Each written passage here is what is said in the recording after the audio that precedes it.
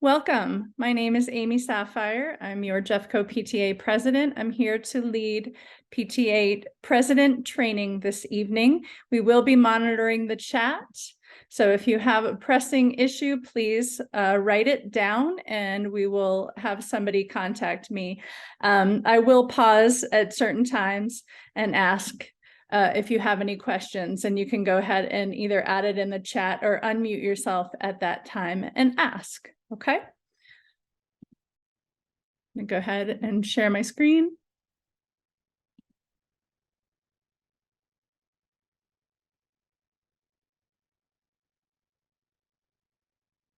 And we'll begin. 2023 Jeffco PTA President Training. Be accountable. Be transparent. Be diligent.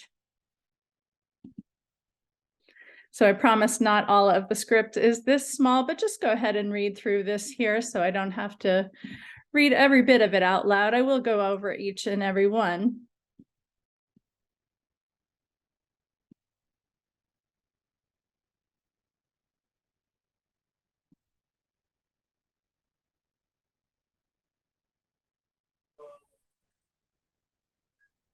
So just to begin here, the president presides at all meetings. For your board of directors or your executive committee, you serve as an ex officio member of all committees except the nominating committee and the financial review audit committee. You coordinate the work of the officers and committees of this local PTA or PTSA in order that the purposes may be promoted. You appoint standing and special committee chairs with the approval of the board of directors or executive committee, if you have one, with the exception of the nominating and financial review audit committee chairpersons. You appoint special committees as needed with the approval of board of directors or executive committee. You appoint PTA liaisons to the school accountability committee. You sign all contracts and perform such other duties as may be provided by these bylaws, prescribed by the parliamentary authority, or directed by the board of directors or executive committee. So obviously you preside at all meetings. If you're unable to attend, you have a vice president normally that would step in for you if you needed them to. You are a member of all committees. You don't have to run all committees. In fact, I encourage you not to run all committees. You're going to be largely coordinating this work. You are often a mediator, appointing special committee chairs. That a lot of that has to do with like the school's accountability committee. You do have a representative that goes on to the committee. Any questions here?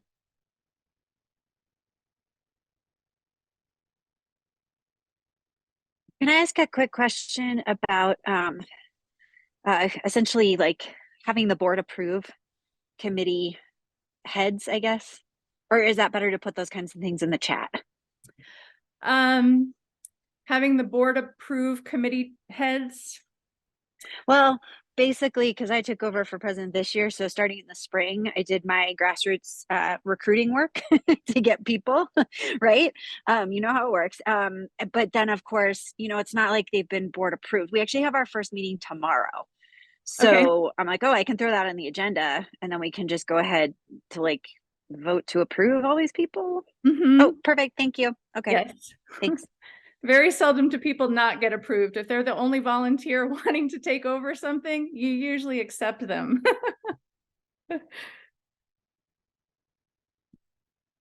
So if you don't know your mission is to make every child's potential a reality by engaging and empowering families and communities to advocate for all children. Your PTA values: collaboration, work together, it's important, commitment, be present, diversity, very important. Not all schools are that diverse. Try to have your PTA reflect your school's diversity. Respect, we're all volunteering here. We're all doing the work. Have some respect. And accountability. We'll get into accountability as we go forward. So your bylaws. If you have not already read a copy of your bylaws, you have them. If you don't know where they are, the Colorado PTA has them for you. Your bylaws address all kinds of questions like who succeeds the president, whether your principal is a member of your board, how many meetings you have to have in the course of a year, what makes up a quorum. A quorum is the number of people that you have to vote on something. It could be a percentage, it could be a number. How to fill your vacancies. So basically, at least half of the emails that I field with questions, the answer is probably in your bylaws. So read them. Parliamentary procedure. So we have a parliamentarian here on the board. Her name is Shauna Fritzler. She is a past president, and she is just helping us stay in order, basically. Most PTAs use Robert's Rules of Order. They ensure consideration of one item at a time, like make sure things pass, make sure things are approved, make sure everybody has been heard before you move on. It's just decorum. Majority rule, half+1. Make sure everybody has an opportunity for input. Your procedure books should be kept by each officer. So this will have your bylaws in it. It can have your calendar, your minutes. It's good to keep a book, keep references, your contact lists, any forms like check request forms, reimbursement forms, things like that. Standing rules we'll get into, kind of bylaws light. So you're a 501c3. If you're not quite sure what that means, it means you're a nonprofit. The IRS classification is that the organization is organized and operated solely to accomplish a charitable purpose or mission. So we all fundraise. You make some money. You should be spending your money. Not all of it. You don't have to bankrupt yourself at the end of the year, but your job as a 501c3, as a nonprofit, is to spend this money. So your regulations, you file appropriate annual 990 forms. Those have to do with how much money you make. Up to 50,000 is one category. 50,001 to 200,000 is another. Above 200,000, yay you. You're in a whole new category. These need to be filed within 4.5 months of the end of your fiscal year. So for most of us, that's November 15th. It's not like regular taxes. You think you can have until March. You do not. Most of us, our fiscal year ends June 30th. I filed my taxes on behalf of the Jeffco PTA and my son's middle school the first week of July. I was the first one to do it. You don't have to, but if you're not a procrastinator and you just want to get things done, do it right away. Your treasurer does that right away, I should say. I filed them on behalf of, I was the treasurer for these two organizations last year. I do not file taxes as the president. You need to ensure that no single individual benefits from PTA funds. So this was a question when I was running the elementary school PTA. We had a teacher who had some surgery, had to take some time off, and we wanted to give her some money, to make the hardship more bearable. Not appropriate. You cannot do that just for one individual. What we could do was we could use our member base, and we created a sensational meal train. We had gift cards donated, that sort of thing. So you cannot just give money to one person. Abstain from supporting or campaigning for a candidate for public office. You cannot endorse people. You can endorse ballot initiatives, not people. And limit the time and money you spend to influence legislation. Some of the things you can do is, set up a table at back to school night or conference night and just let people know what initiatives they can be voting for to support public schools. Things like feeding all children or affordable housing, things that help the community at large. And then limit fundraising from trade or business unrelated to the PTA mission.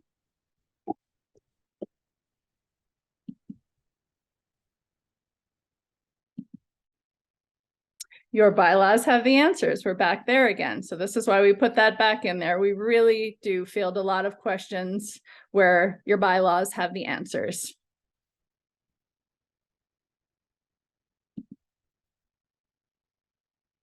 So some basic policies: the association shall be non-commercial, non-sectarian, and non-partisan.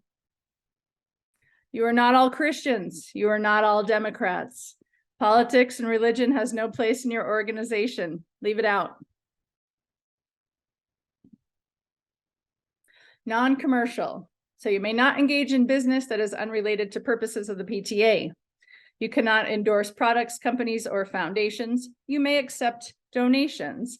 Now, one of the things we do is when we accept donations for like silent auctions, you may link the company's logo on your website if you like.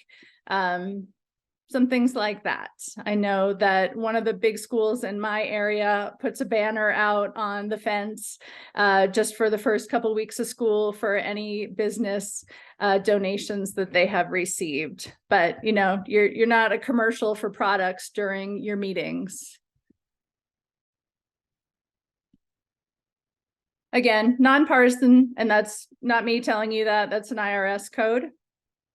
Again, you may propose, support, or oppose legislation or ideas, but you also have to understand that opposing legislation can, come and set up a table next to you at that back to school night.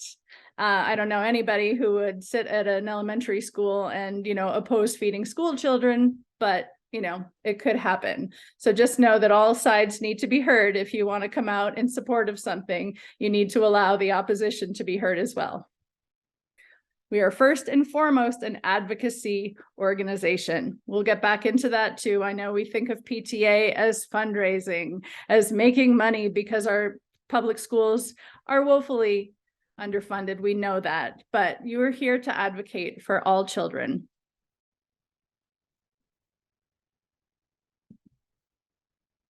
Again, we are a nonprofit.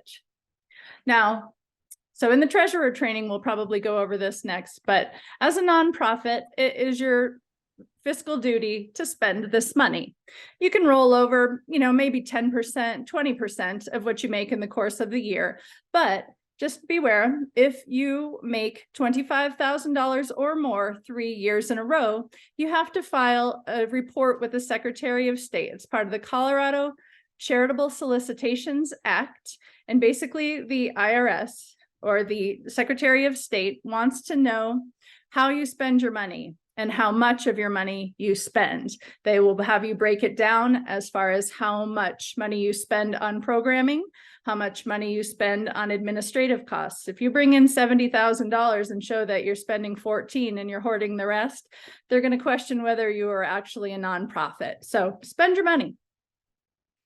You don't pay taxes on gross receipts. You may accept donations that are tax deductible for the donor. If you ever get donations, always send them a slip with your EIN number.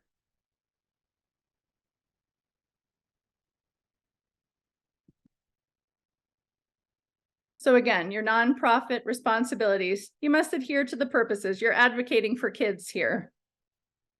You're required to keep correct and orderly financial records. So there's a reason that I lined up president and treasurer training in a row. Presidents should all take the treasurer training. It's not your job to manage the money. It is your job to know about the role. It is a wide, expansive role and a timely role. There are a lot of things the treasurer has to do that need to be done on time.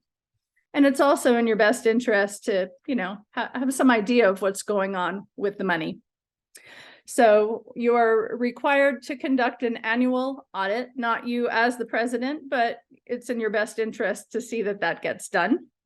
And again, to require the file appropriate 990 IRS forms.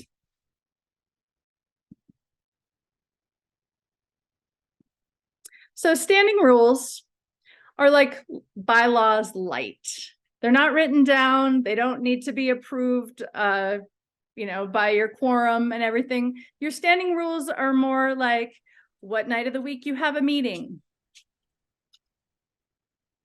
which dates and times are your meetings, things that are subject to change, things that can change year to year. If you want to change something in the bylaws regarding like how many vice presidents you have or how many meetings you need to have in a year, that's a whole process. You need to write it up. You need to approve it. You need to actually change the bylaws. You need to submit them to the Colorado PTA. Changing the dates and times of your meetings, that can change year to year. You know, the Jeffco PTA has had meetings on the last Wednesday of the month at 6:30 for years, and it just happens to work for us. If in 2 years the new crew comes in and says that doesn't work at all for me, it can be changed. That's a standing rule. It's not a bylaw. So looser things.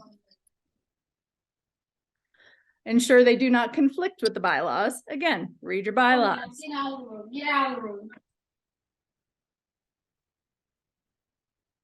We can help to derail conflict.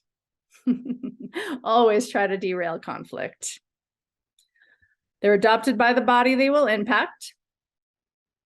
It can improve your efficiency, but use caution, not too many rules. Any questions on standing rules?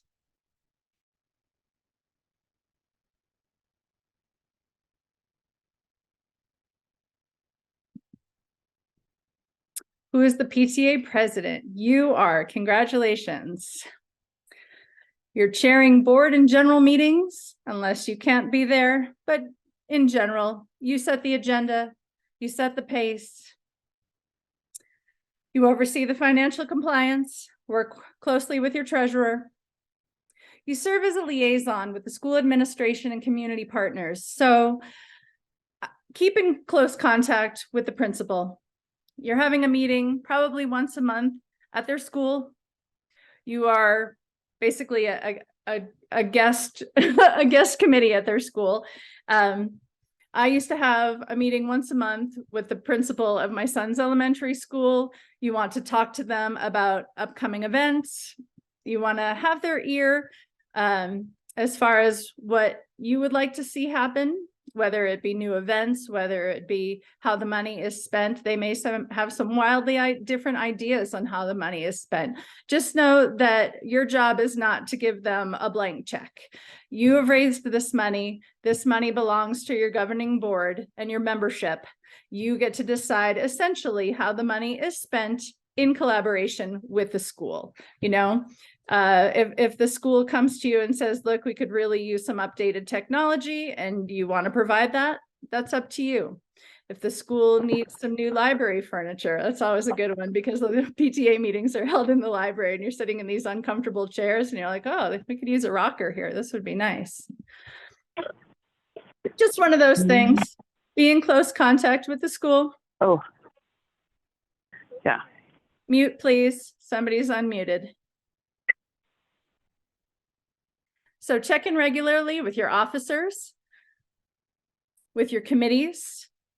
Make sure your committees have what they need. Make sure your committees are well financed. Make sure your committees are well staffed.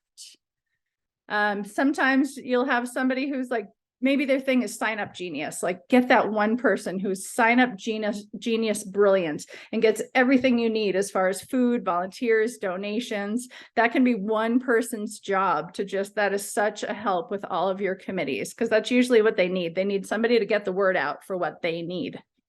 Okay. You're going to identify challenges and invite solutions. Often your challenges are personalities. We all know that. And, you know, it's going to happen. A lot of the emails we field here are so-and-so is being difficult and we want to get rid of them. Well, check your bylaws and see what that takes, you know, and once in a while, one of us will show up to your meetings and try to mediate. We're happy to do that for you. Your principal can also do that for you. We had a couple clashing board members at the elementary school where I was, and the principal offered to do a restorative justice between two adults. Works for the kids, right? You know, two sides being heard. I thought it was a great idea. So going on here with who is the PTA president, you're familiar with the PTA programs and resources.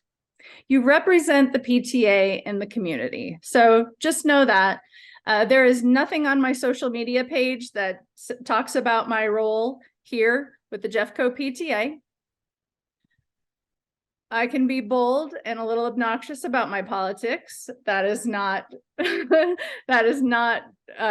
what you should be doing with your social media page if you are advertising who you are and what your role is.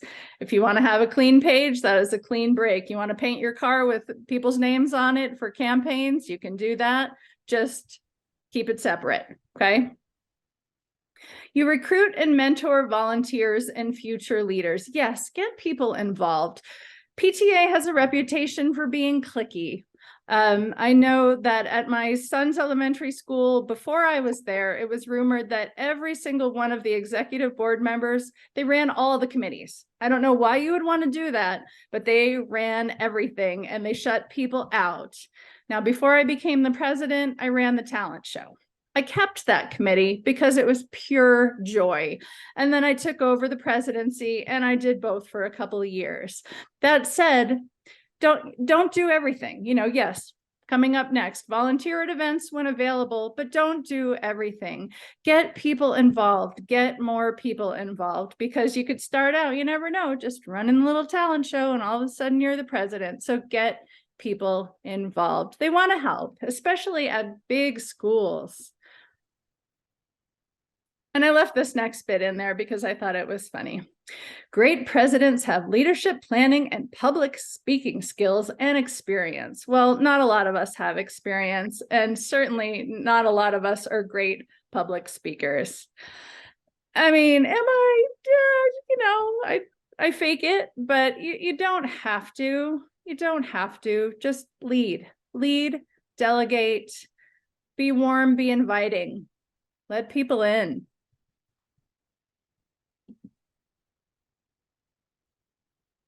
Who is your vice president? So not everybody has a vice president. You're required to have a president, a treasurer, and a secretary. Some people have one vice president that's just a glorified backup. Some people have three. The way the Jeffco PTA is structured, we have a vice president of outreach, one for communications, and we have a role for vice president of membership. We do not have that filled right now. But these are three people in ascending order that would come behind me were I to resign, or, you know, not every day is guaranteed. So the office of vice president gets largely determined by your school, what your needs are. You know, I had a vice president in elementary school who brought meals to meetings, who updated the bulletin board, and who created the directory. You know, it might be completely different at your school. Maybe the vice president can't get to the meeting early to get the food there, but you know, you may have other specific needs that that person can fill. So create that role, define it, and stick to it. Or it can be changing. It can absolutely be evolving, okay? So the vice president is obviously going to represent the president in their absence. Again, you've got specific details in your bylaws, but they can be changed year to year as part of the standing rules. And in the bylaws, it can even be vague, you know, like duties as prescribed per year. You're going to be familiar also with the PTA programs and resources in case you need to step up anytime, and be preparing for that leadership. I heard somebody from the Denver Council saying they were having a vice president training. I'm like, well, I mean, that's kind of the president training, you know, they should just show up. I think it's pretty much all the same, but definitely send your vice president to trainings. Have them be prepared. All kinds of fruit. Fruit for everybody. Goal setting. So you're going to have some goals. You might come into the school with some ideas about how you want to fundraise, about how you want to spend the money that you make. Maybe you just got there and you came from a school with an incredible playground and this new one's a little disappointing. And maybe that's your goal. But make sure everybody's heard. A good idea is to send out, like, I think it's called Survey Monkey. And just throw some ideas out there. Oh man. Oh man. Can you mute, please? Thank you. Okay, going back to that. So ask your families what they want. You know, whether you're at a small school or a big school, you may have some families that have been there 8-10 years because they've got a lot of young kids all in a row. Maybe you're just getting there. So make sure you find out what people want before you come in guns blazing. And that's a terrible way to put that. Make sure you know what people want before you come in with your ideas and start implementing them. Okay. Prepare a budget. So obviously use your goals as a guide. You may have some ideas about what you want to do. You may price it out. It may be feasible. Consider the previous year's budget. So if you have a steady fundraising event, like say a fun run that you know usually brings in $40,000 to $50,000 a year, or you have a silent auction that brings in 6 figures, and you've got the same amount of students, the same demographic, you can vaguely, you know, prepare to make that same kind of money as the years go on. Of course, you know, you could be hit with something like a pandemic, and you may not have the ability to go forward with that fundraising next year. But in general, you know, it's similar year after year, same school, same amount of people. So consider that. Create a budget, get your line items, look at last year's budget as far as what each committee spends. And if you have the final budget of the year and you see that the science fair gets $1,500 and they're only spending 6 or 7, and you have some big goals in mind and you need to cut back on some places, go to the science fair committee and be like, would you be amenable to maybe, you know, giving back a little bit of your budget this year? Or maybe you have one committee that consistently blows their budget and maybe, you know, you need to balloon it out a little bit. In general, try to follow your budget and know how to amend your budget, because as we know, things come up. You may have noticed that the Jeffco PTA website has been down for about a week or two. It came to my attention that we were running it on a very inexpensive, I guess, platform. We were paying the least amount of money for our services, and it started to show. So we had to have an emergency bump up of that line item, and it was a matter of sending out an email to every voting member and having them return a yes or a no or a thumbs up, and it was a resounding yes rather quickly. So there are ways to amend your budget when emergencies come up. Okay. Appropriate use of PTA funds. Insurance. You must have insurance. Okay. There's a company called AIM, Associate Insurance Management. Yes, that's it. At the bare minimum, it's $215 a year to protect you and your officers from liability. If you have special events, if you have things like rock climbing walls and bouncy houses, they offer riders that offer more protection. Buy them, buy these things. It's important. You can use your funds for leadership development and training. So as long as I've been on the Jeffco PTA, this training has been done for free. We have done it in person in the past. We have fed you. We've done it online in the past. The last time we did it in person, we had a lot of people saying, why couldn't we do this online? So we switched it up this year. We'll see. But we wanted it to be free so it could be equitable. Not a lot of schools have huge budgets. You know, if you want to go to the National PTA training or the Colorado PTA training, it's nice. You get served good food. You stay in a hotel room. It's fun. It's expensive. Not every group has the money to send all of their board members to training. So here you are here. Programs and assemblies. Yes, you're raising this money for your school. So I have experiences, you know, I'm like, yes, you can buy them things. There's always things to buy, but experiences are wonderful. At my son's middle school, our PTA donated $4,000 toward a Rockies game. That would have been, you know, $220 scholarships for kids who may not otherwise have gotten been able to go. So do things like that, you know, provide experiences for the kids, have guest speakers, have guest authors come. Our music teacher at the elementary school used to have like a drum circle, things like that. Kids get excited about things like that. Recognition awards for student achievement. Oh, buy medals. Kids love medals. Love that stuff. Curriculum enhancement, obviously. Usually that'll come through like your Ways and Means Committee. Your Ways and Means Committee, your Ways and Means budget line item, sometimes the biggest one. It can be on scale commensurate with how much money you bring in each year. And this is money that your teachers can apply for. Certain programs that they would like to see either in their classroom or usually as a grade as a whole. The teachers often work in pods. And if one thing, you know, if one thing works for the fourth grade, all the fourth grade teachers are going to want to use it. So curriculum enhancement, always appreciated. Equipment, things like climbing walls, gym equipment, musical instruments. One year we bought 30 ukuleles for the art room. I couldn't have been more pleased. You know, a kiln, a potter's wheel for the art room. And after school programs. So we all know things are available like coding classes and cooking classes and theater classes. They all cost money. So what you can do is you can create after school programs that don't cost money or that you're picking up the bill for and kids can attend for free.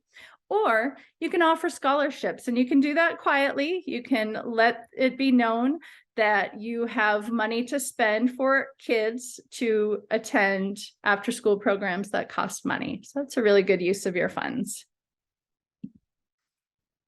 Again, you are not a money-making, money-raising organization. You do that because we need to make up the difference.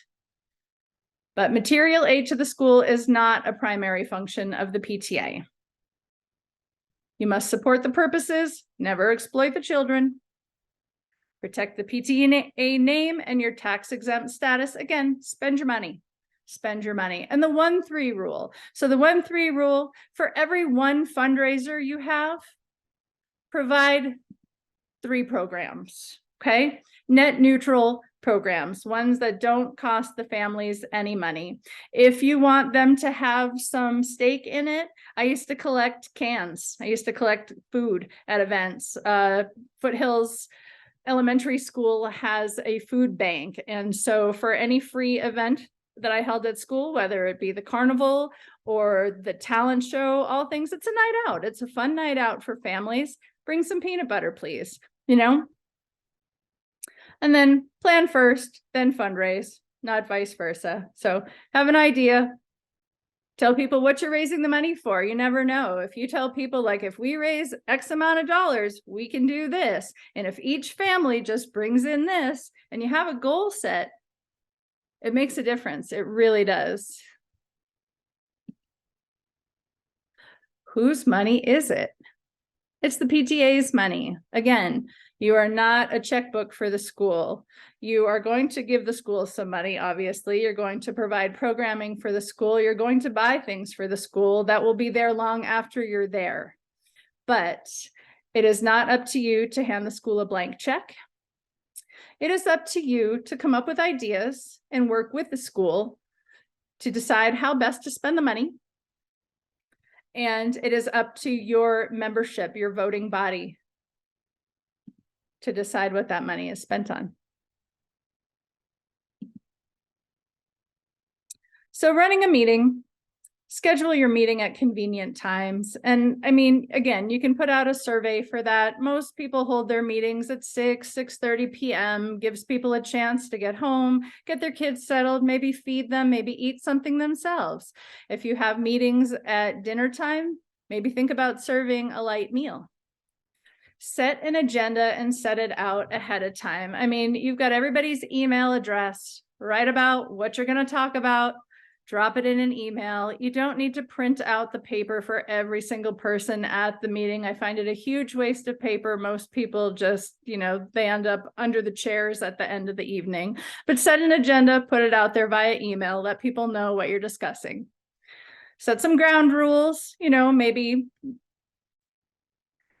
cut the timer on talkers. We all know that there's people that just talk.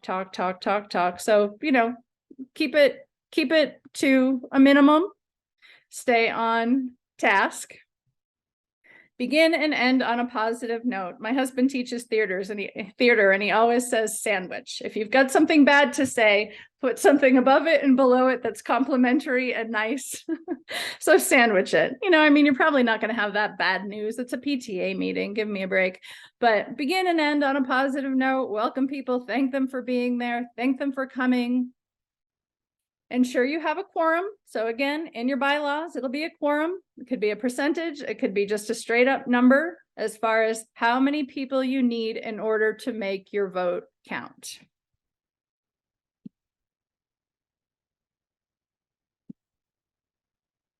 And then stay on track and on time. I'm watching the time here. Be the conductor. Oh, no, probably. Please mute yourself if you've just joined us. So stay on track. You're the conductor. Ensure everyone has an opportunity to speak. This is particularly important when it comes to things like bylaws. There was a lively discussion one night in my elementary school about, well, why can't we just have somebody stay in the same board position for as long as they're here if they're willing to do the job? And, that's a great question. Why wouldn't we just let somebody do that job that whole time? And the answer for us was, if you let somebody stay in that position and they become accustomed to it, it doesn't allow, sometimes it prevents other people from coming forward and taking on a role that, they might not otherwise take. But when you take out that person that, that lifer that's been there for a very long time, it gives somebody else the opportunity to step up. So just things like that. But, every side has to be heard. You want to know why you think somebody should be able to stay in that role that whole time. It's a good point. Take minutes. So just record who was there. Record when you started, when you ended, things like that. The reason that minutes are important are like logistic things. I have to put new people on my bank account right now. And the way that my credit union knows who is acceptable to switch onto the bank account, I have their names from meeting minutes saying that they've been elected as a vice president and a treasurer. So the bank takes things like that into consideration. So you've got to keep records of what happens. And stick to business. Committee work should be completed in committees. Don't have your committee members standing in front of the group arguing about what prizes are going to be given away at the fun run. Have that stuff taken care of beforehand. Walk in the door and be like, this is what we're doing. Save everybody a lot of time. Okay. And then growing your membership. So know your personal why. Why are you there? And it might be just that you had some very, very long toddler years and you're dying for friends. You're really looking forward to just socializing with people, maybe close in age to you with similar ideas and values, and, or just have kids your kids' age and you can get together and sit on a park bench together. So even if it's just meeting people, know your why. Why are you there? Listen to and understand the perspectives of others. Again, okay, nonpartisan, diversity. Value people's time. Support your membership chair and recruitment activities. Get people involved. Just set up tables, set up tables at back to school night. Ask people to join. Tell them why. Tell them why you want them to join.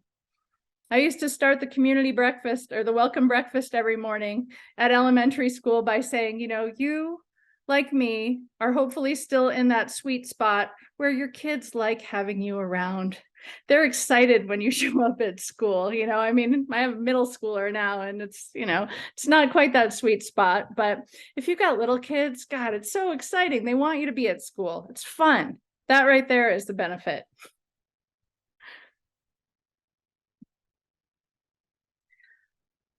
And share your program ideas you have to encourage attendance and advocacy. What will help your students? What will help families? What will help your school staff? You're also going to have people who just show up and say, I think we should have this, make it happen. I had somebody tell me, I want a Girls on the Run club. And I was like, great, start one. Blank stare, like, huh? I said, great, start one. What do you mean? If you want one, figure it out. Well, I thought you did that. No, I don't do that. I don't run. I don't have a girl. I don't have a girl that would be interested in Girls on the Run. But if you want to see that happen, I can probably get you funding. So write up a plan, find yourself a staff member that will sponsor it, and bring your plan to the meeting. It never happened. It never happened. So you're there to facilitate. You're not there to make absolutely everything happen. Okay. Here are some places you can find support. You all have an area vice president. They've been assigned recently. They know their jobs well. The Colorado PTA is a great resource. The National PTA is a great resource.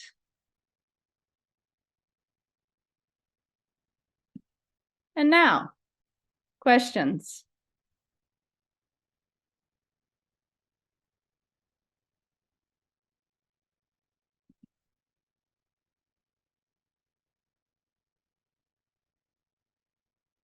Nothing? I think can you hear me? Yes, I can. I know the two that I caught were, will the PowerPoints be available? Will you be sharing those with the people that attended today? Yes, the answer is yes. They're being recorded right now. And we will be posting them to our website once we get that up and running. So if you have just joined us, if you joined along the way, please add your name and your PTA unit to the chat so we can record you as having been here. And the other one that I saw was, can you pay parents to run after school programs? Can you pay parents to run after school programs?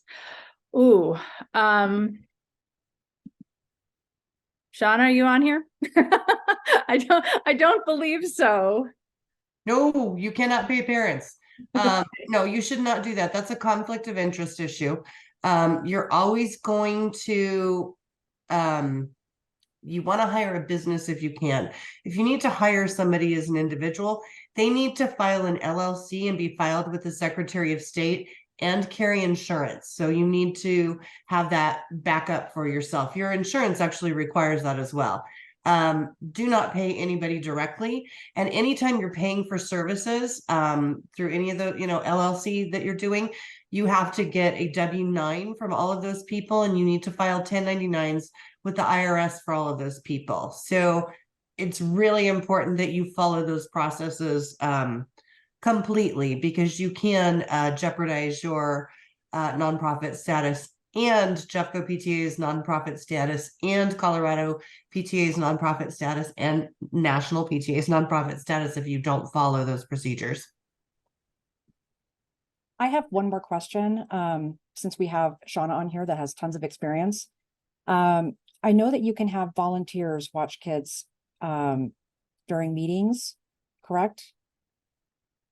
Like you can have the National Honor Society students come and watch kids for PTA no meetings, you don't want students, anybody who's under 18, to watch students. And technically your insurance company will still tell you, no, we should not be providing daycare for your PTA meetings. I will tell you right now that they will not back you if there's any injuries and you've been providing daycare. That has happened in the past, and the PTA was liable for it, and insurance would not cover it because we're not supposed to provide daycare or pay people to do that. And I'll still tell you it happens. What you're wanting to do if you're going to do that is you really want people who would volunteer to do that. They should be adults. They should have CPR and first aid, be certified. You could pay for their certifications to do that. You wouldn't pay them cash, $35 for babysitting everybody that night. What you might, do is, provide a gift card as a thank you for volunteering or something like that. to, you know, a restaurant or something like that. You could do something like that so that it's not direct payment, becomes services, because then you get into the W-9 and 1099 issues again. Okay, that's really It's helpful. it's icky. It's icky, and I mean, I will tell you that a lot of people still do it. Just know that there are risks if you do it. Thanks, Shauna.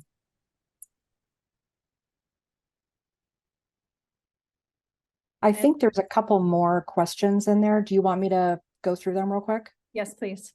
Okay, hang on just one second. I'm just gonna go from the bottom, so I'm sorry if I miss anybody. Does Jeffco PTA do any work for equity across schools? And can you provide materials for after-school programs? Which I think that's yes, right? We can do that, after-school program materials. Yes. And as far as the equity, say that again? Does Jeffco PTA do any work regarding equity across schools? We do. We have in the past. We are currently looking for a DEI chair, if anybody wants to join us. I Okay. think what she's meaning by that question there too, on the equity question, was some of us are fundraising huge amounts of money and some of our schools are not fundraising those. Every PTA is their own individual entity, even though you're chartered underneath, you know, Jeffco and Colorado PTA. But in that equity conversation, we do have awards when a wealthier PTA who does huge fundraising partners with and reaches out and partners with one of our Title I PTAs. So we encourage you to do that. We don't really facilitate it. It is, you know, we're happy to connect people, but I think that's what she's going on with that question on equity. But yes, Amy is correct on the other. Yes. Okay, and it looks like Victoria is having a little bit of trouble with attracting staff up in the mountains. And some of the ideas that they have, you know, come up with are not allowable. Any suggestions or ideas for her? No, not allowable in what sense?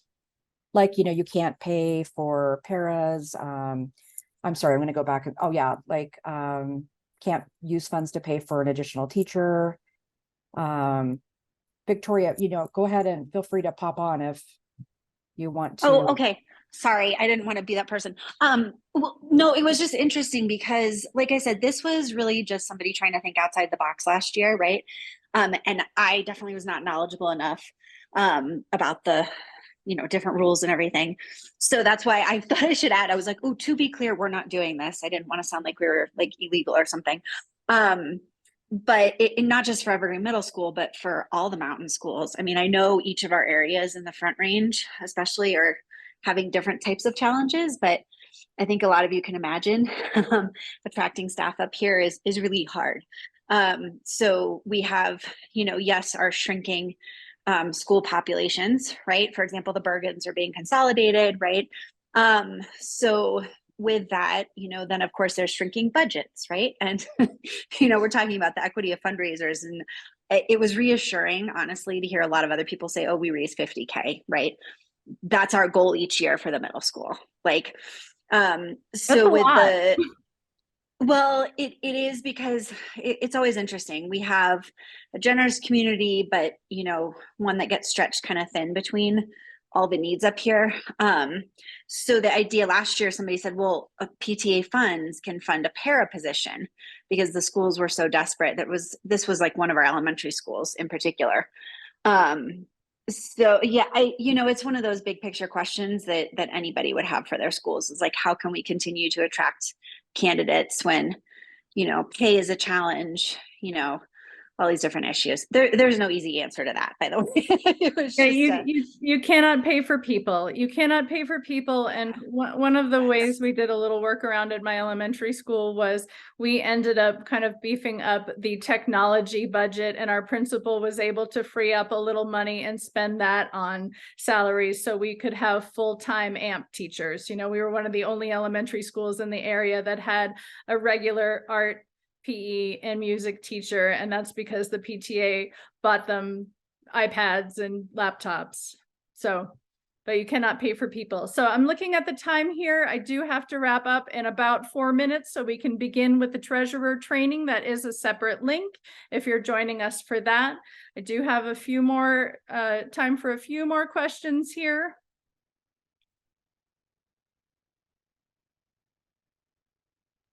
Amy, what I am doing too is I'm copying everything here in the chat to email to you. And if we miss anything, you can always email Amy or any one of us at Jeffco PTA. Yeah, president at jeffcopta.org. I answered to that one. I'm bylaws at jeffcopta.org. So you can reach out to any or all of us tomorrow, and we will try to get as many questions as we can answered.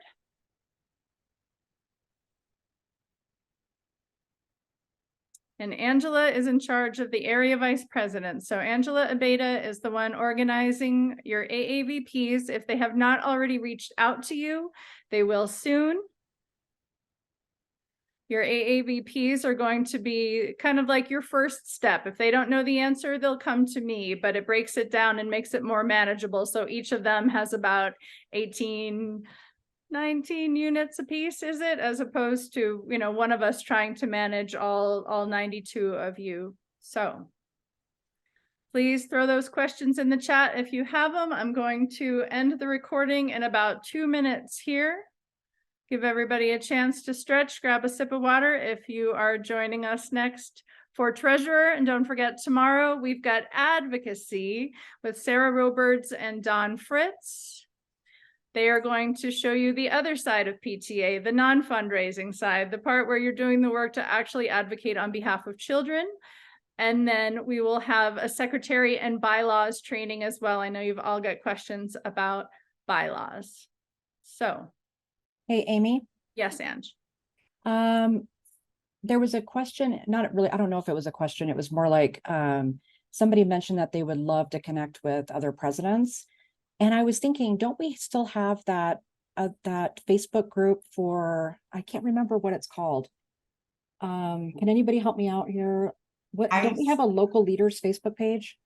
I set it up during my term. I don't know if it's still there or not because I thought I was gone, so I deleted myself out of the group.